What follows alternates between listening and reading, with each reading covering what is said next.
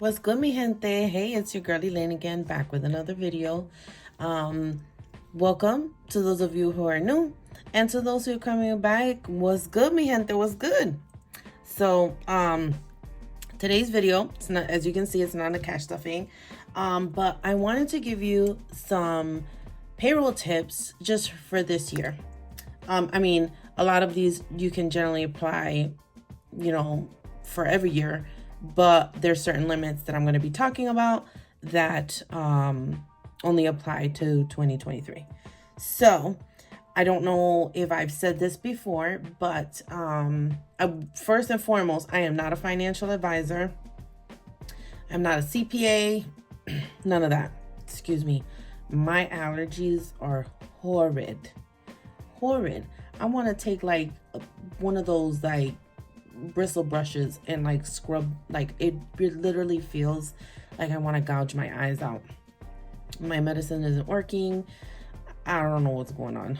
I've tried everything, but anywho, so I don't know if I've spoken about this on the channel, but I'm actually a payroll professional. I am a payroll administrator, and I work for local government.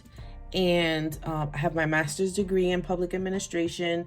I've been working in finance, payroll, accounts payable, accounts receivable, all that good jazz, since I was 19 years old. I have a bachelor's degree in marketing. And even though I've never went into marketing, I mean, numbers have been my thing. But for the last 12 years, I've been working as a payroll administrator for a local municipality.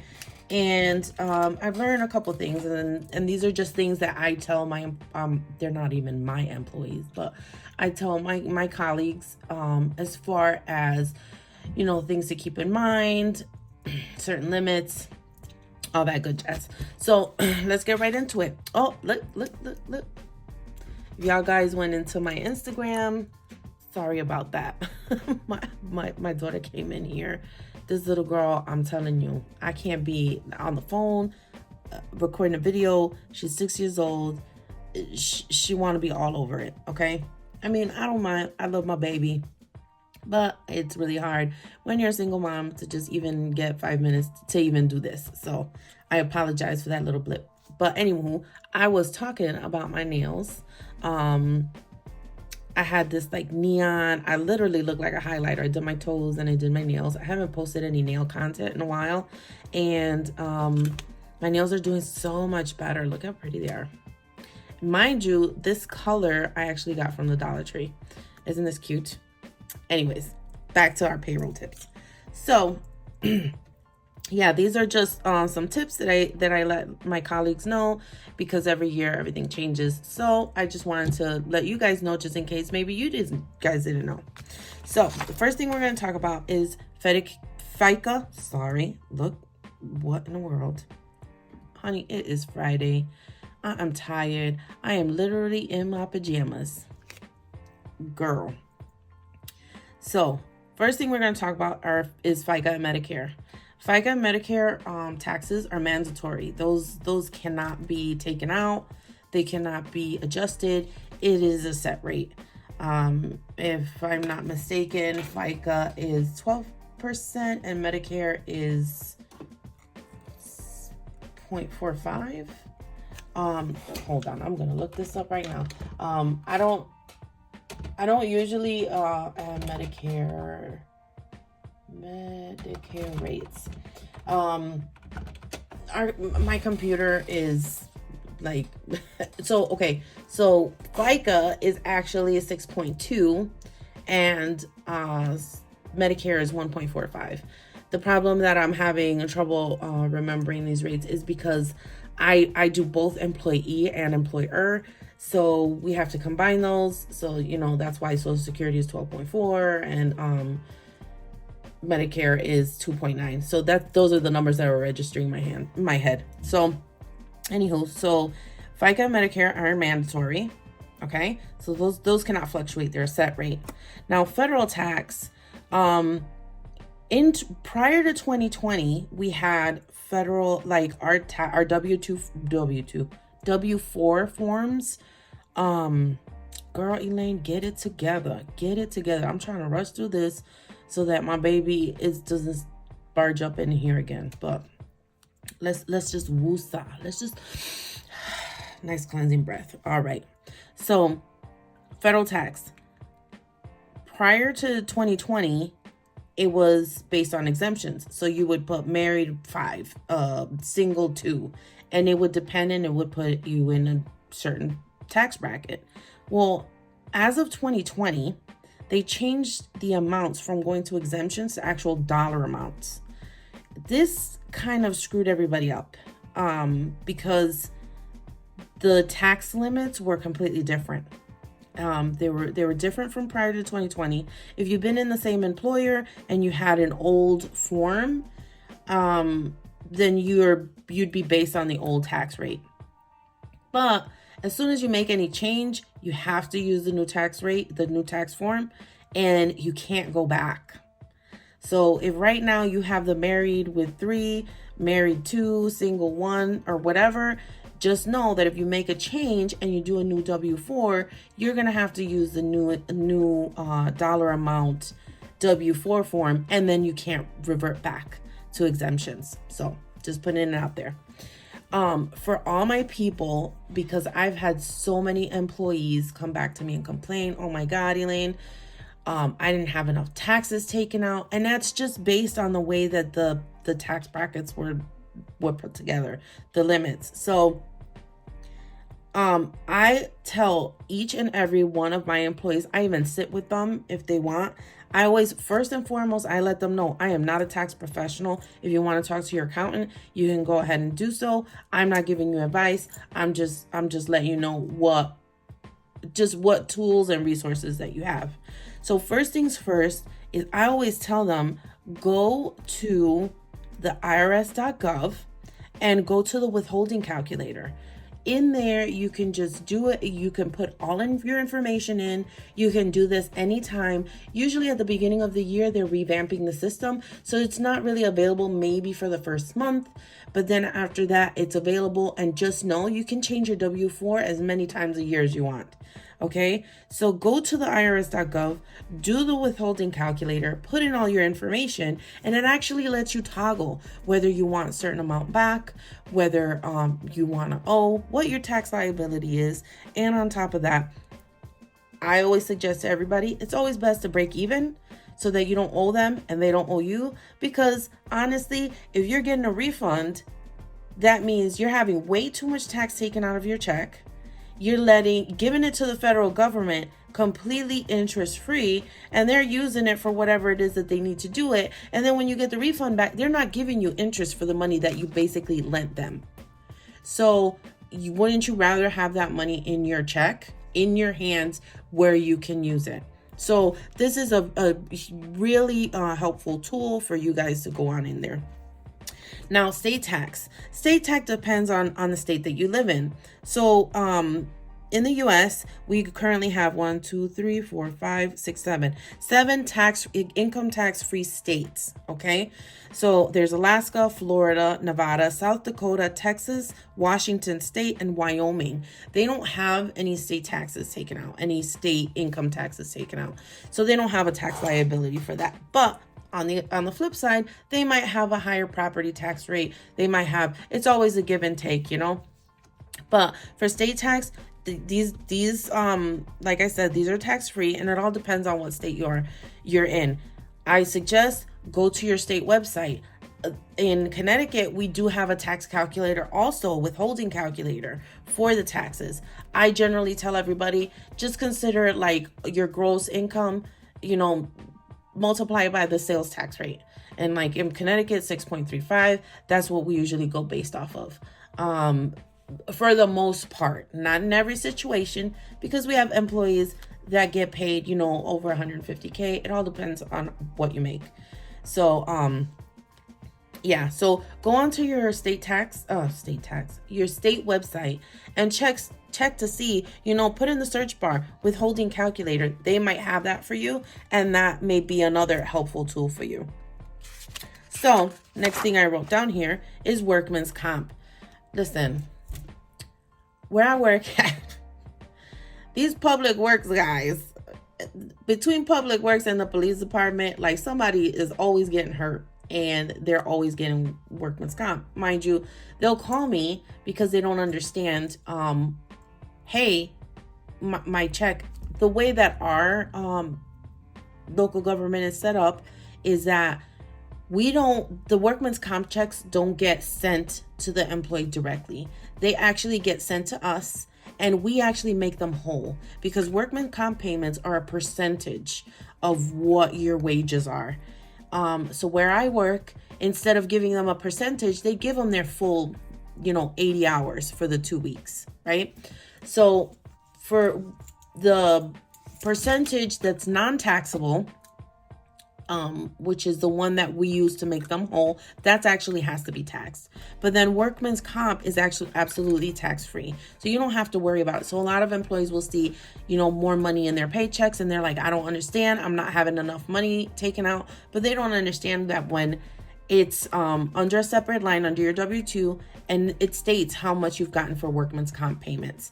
And when you do your taxes, it's going to know, hey, these funds are tax-free. So you don't have to worry about that. Now, another important thing is health insurance. There's some people that have PPOs because they're super easy.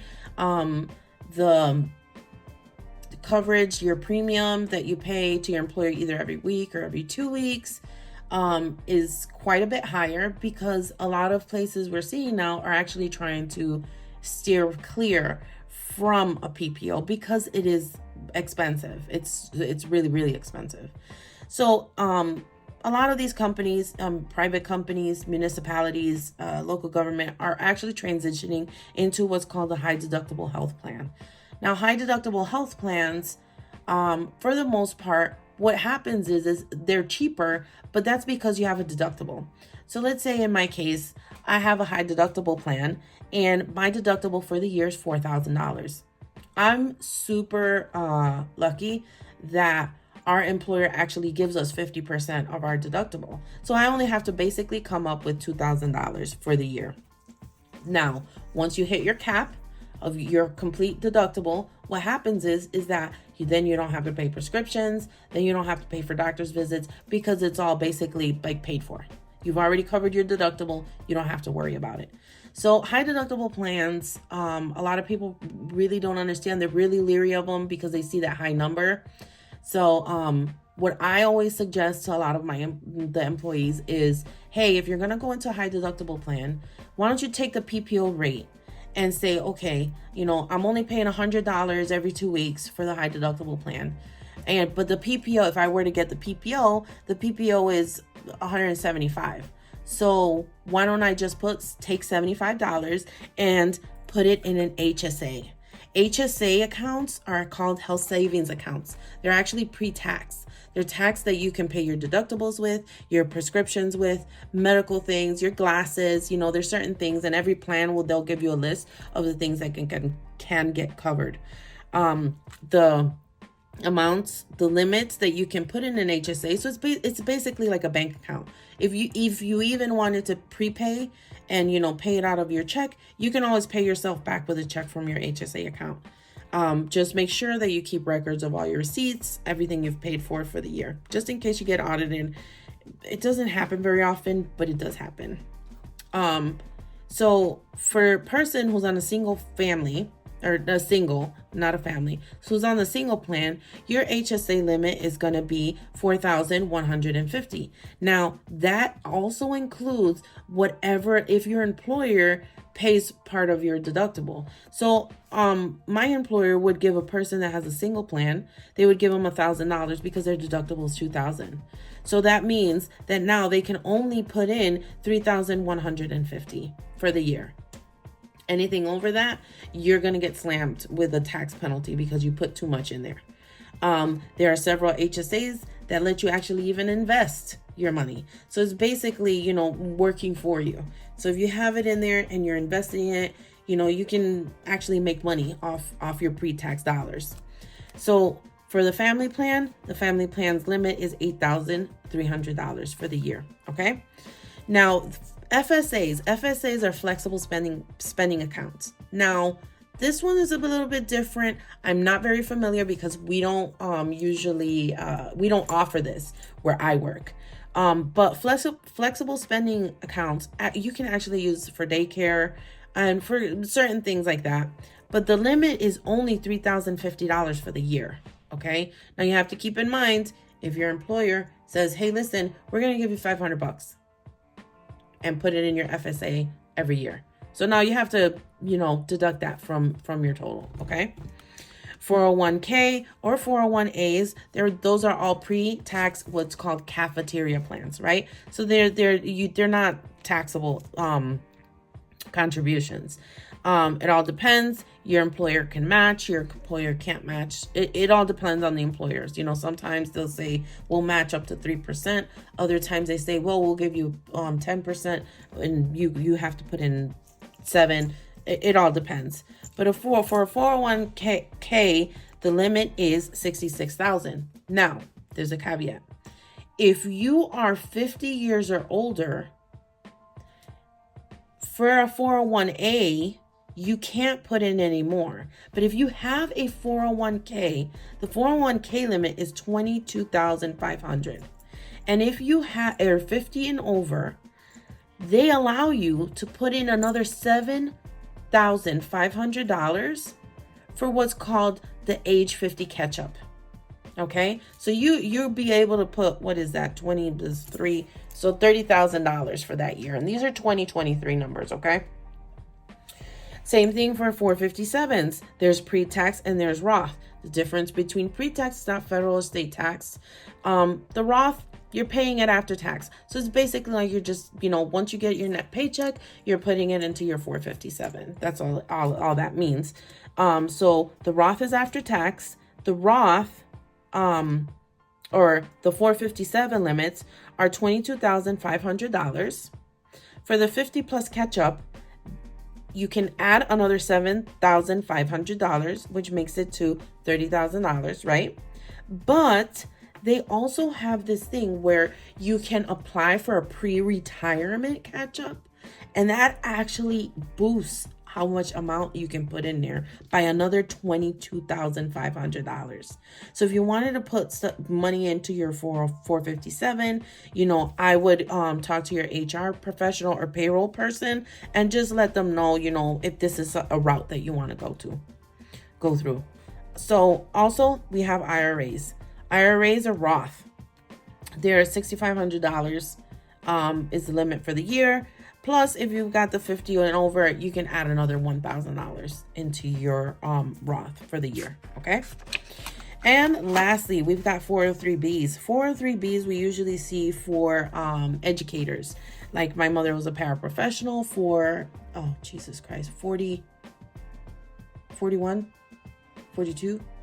I don't remember. My mother was, I think it was like 41 years that my mother was a paraeducator. She loved kids. Oh, honey, not me. I mean, I love my kids, but I don't think that I could be running around with Rugrats in preschool all day, every day. And that's not so much the children as the parents. But anywho, she has a 403B. Now, teachers in Connecticut, I'm assuming this is what I don't work with the Board of Ed, but they're actually tax-free, right? So they get pensions, they're all this other stuff. They don't have to pay certain things.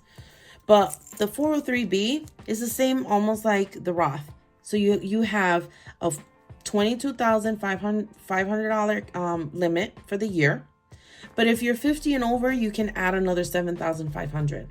Now, if you're applying for the pre-retirement, there's only a $15,000 lifetime cap, which means you can't put any more under this, more than $15,000. Okay, it's not $15,000 per year. It's actually a lifetime cap. All right, so you can go ahead, tell them, hey, I'm 50 years old, but I want to, retire early and I want to beef up my 403B.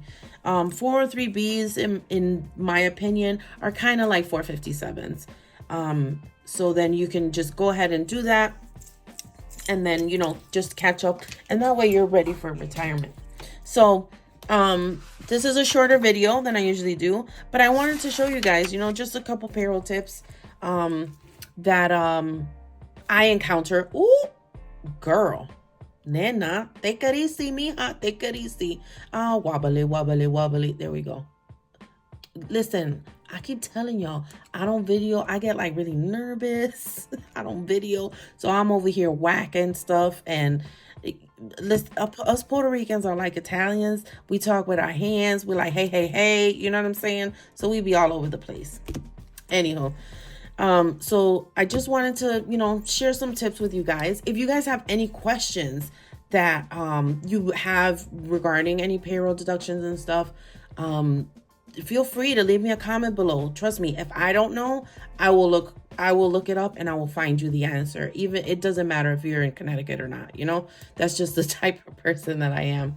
But so yeah, so I just wanted to share that stuff with you guys. Hopefully sometime next week when I have some time, I'm going to be doing another cash stuffing, and I'm going to be showing you a haul that previews, it's a small haul, not huge, but that previews Daisy's, look at, I can show you guys. Oh, I got the dashboard and I got the new pink zipper thing. Oh my God, isn't that cute? It's so cute. I really need a purple one though. Like purple's my thing. Purple's my color.